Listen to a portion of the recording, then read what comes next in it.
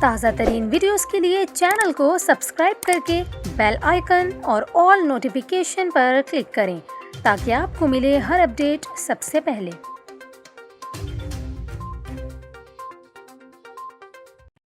اور ابھی آپ کو کراچی سے خبر دیں، جہاں شادمان ٹاؤن کے علاقے زین العابدین امام بارگاہ کے قریب موٹر سائیکل سوار ڈاکوؤں نے لوٹ مار کے دوران مزاحمت پر نوجوان کو فائرنگ کر کے قتل کر دیا، جس کی لاش عباسی شہید ہسپتال منتقل کی گئی۔ پولیس کے مطابق مقتول کی شناخت 22 سالہ اسامہ کے نام سے کی گئی، جسے سینے پر گولی لگی تھی۔ مقتول شادمان ٹاؤن کا رہائشی بتایا جاتا ہے۔